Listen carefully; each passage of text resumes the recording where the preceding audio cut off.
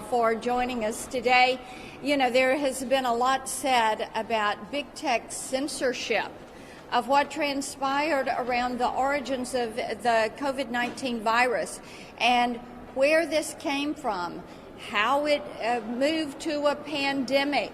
And then there's also questions about what the American people were told and the timeliness or lack thereof of what they were being told. We know that Facebook recently reversed their decision on taking down any kind of information that said it came from the lab in Wuhan, that Beijing should be held to account. YouTube had previously announced that it would censor any content that contradicted the Beijing-run and China-funded World Health Organization.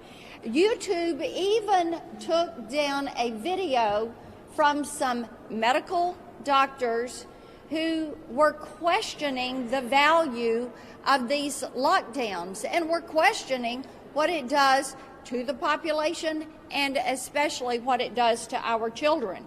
Twitter, they locked down the account of a virologist, a Chinese virologist, who was saying this is what they're doing, gain-of-function research, this is what they're doing in the Wuhan Institute of Virology, holding the Chinese Communist Party to account. I will tell you this, big tech has really stepped over, they have stepped over the line on this one. We all have suggestions of how we as a Senate should move forward and things that we should do to make certain this never happens to the American people. Senator Braun? Thank you. And I'll tell you where we need to start. You had a unique thing happen, I think it was just last week, where by unanimous consent, that hardly ever happens on a critical issue unless you're maybe renaming a post office or something. We got it through the Senate to ask our own intelligence agencies to release the information that we house. And for as much havoc as this has created, not only for our own country, across the world, why we wouldn't start there with President Biden, spoke to Secretary Blinken, asked him. He said, had no good reason why you would not release that information. We need to start there to get to the bottom of it. And when you talk about big tech being mum on the subject, basically, when you've got every U.S. senator that wants to at least start there, we need to have accountability. And I think it's for them to step up and lead the charge. They are the place that people look to, listen to, where are they at? And we need to start there. Let's hold our own intelligence agencies accountable, release that information, declassify it. Senator Marshall? Okay. Well, Senator Blackburn, thank you so much for giving us a chance to sit here and talk about the Wuhan lab leak and the cover-up thereof, you know, what we affectionately refer to it as Batgate. You know, it occurred to me as I was sitting there reading Dr. Fauci's emails recently that everything I learned in 10th grade science, everything I learned as a doctor about the scientific method, about hypotheses and developing theories, that we just threw that all out the door. You know, I was shocked as I went back and reviewed some of the letters that were written, but really what rose my suspicion was somewhere back in January of 2020. And the Chinese were saying that there was no person-to-person transmission. The WTO agreed, and the CDC didn't stand up to them. And that led for me to have a phone call with the CDC. And all the national journalists were reporting that the United States scientists were investigating this new novel virus. And when I talked to the CDC, they said, well, we've got scientists in Beijing, but they're thousands of miles from Wuhan, so we really don't have anything to tell you. And then the next thing I see is this a letter signed by a group of scientists who have ignored even the possibility that this virus could have risen from the laboratory. They totally ignored it. They threw out the scientific hypothesis that this was even feasible. And didn't come to find out most of those scientists, if not all of them, were receiving some type of funding then and in the future from the NIH, and our CDC sat there and nodded their head in agreement. And then national journalists, big tech companies, they work together to suppress this story. They work together to censor those of us who thought that this virus may have originated there. And not only did they suppress, they actually shamed people who thought that this might have came from a laboratory. And then finally, we see in Dr. Fauci's emails a collusion, working with Dr. Fauci, big tech working together to suppress this story. You know, here we are, we're 17 months later, we still don't know anything much more about this virus. You know, I think that we have to hold the CCP accountable. And if the United States is in any way accountable, if they helped fund laboratories that led to the development of this virus, then we need to be held accountable as well. And we need a deep dive into what viral gain of research rules look like going forward as well. You know, we're never going to get to the bottom of this unless we stop this cover-up of the Wuhan lab leak until we stop Batgate. Thanks, Marcia. Senator Johnson? Go ahead. Well, Johnson. Okay, I'll go. I want to point out that the evidence about a potential lab leak theory has been hiding in plain sight for months. You know, the fact that our federal agencies, under the direction of Anthony Fauci, funded this type of research for years has been laying out there hidden in plain sight for months. Shame on the media, shame on the social media for not paying attention to it, for completely ignoring it. The result of this 18-month gap of fully exploring the true origin of the COVID virus probably means we'll never get to the bottom of it. China's had 18 months to destroy this evidence. But make no doubt about it, China is guilty. They are culpable.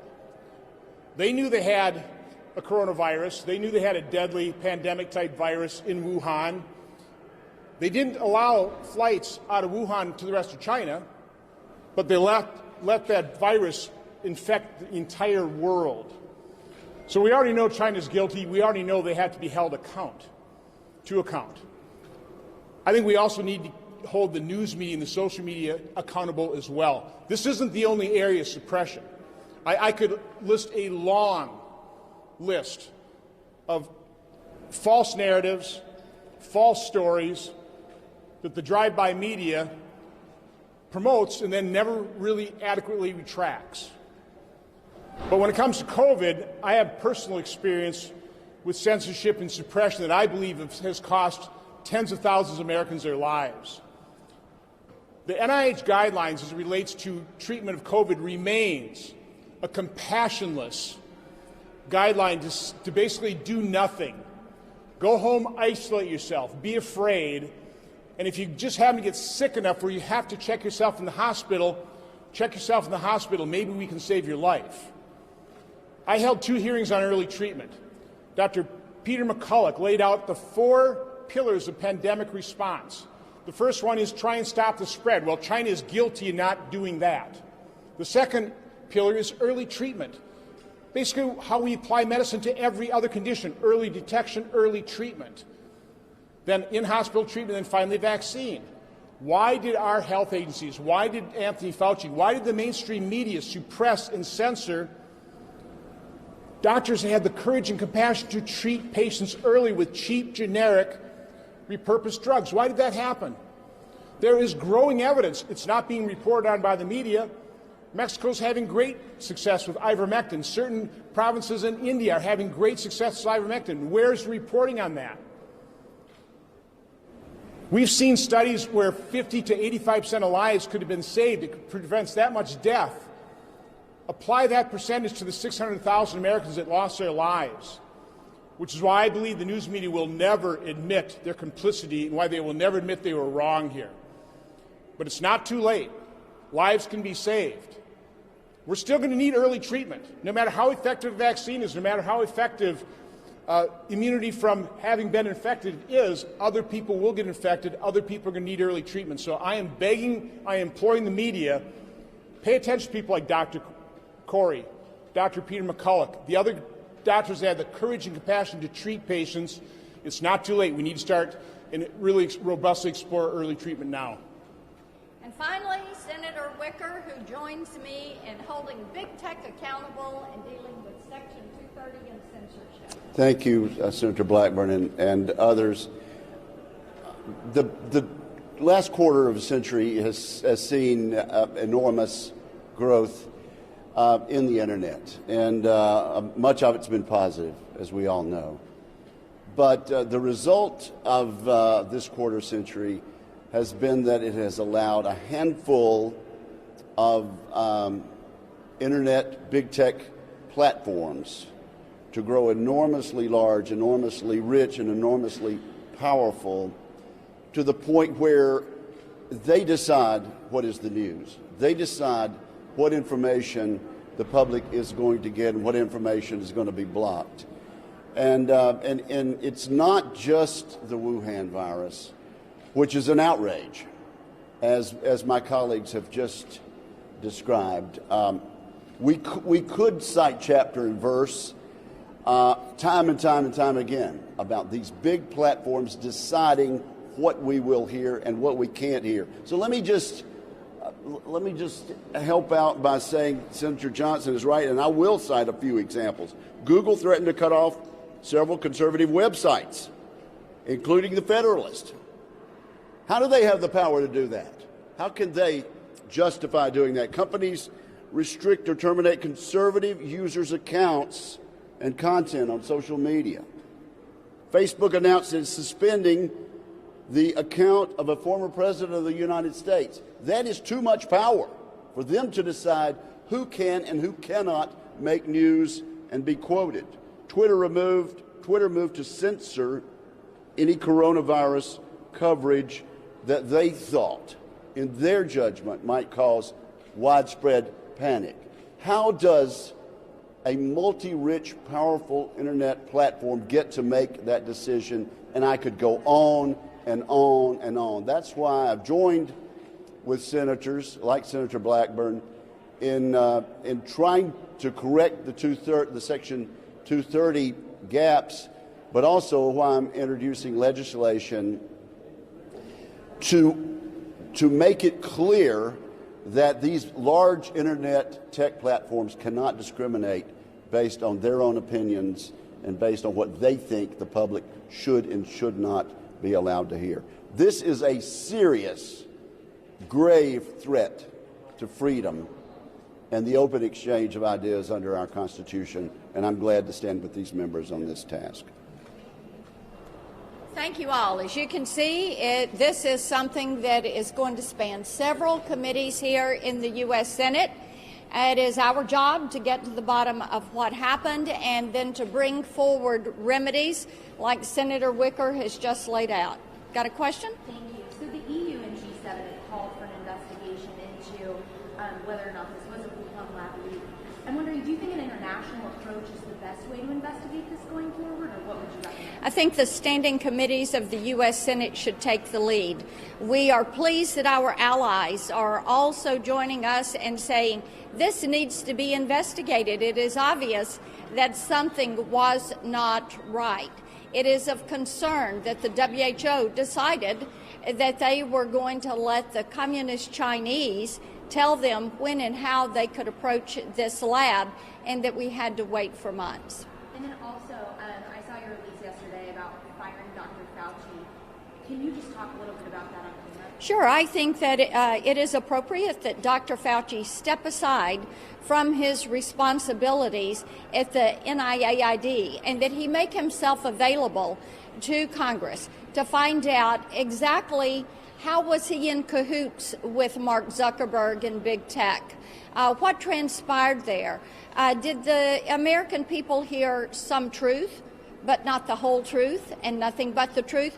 Why was there not timeliness of acknowledgement of concerns around the lab? Why was there not more of a concern around Wuhan saying you cannot go anywhere else in China, or the Chinese Communist Party saying you can go nowhere else in China if you're from Hubei province or you're from Wuhan, but you can travel the globe everywhere but China. These are things that, now look, we've got 3.5 million people that have lost their life. 3.5 million people.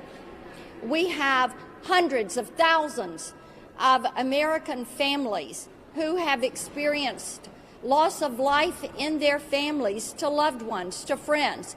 We have loss of livelihood for hundreds of millions. We have children, precious children, that have just experienced loss of learning for a year, loss of socialization, that are showing emotional problems.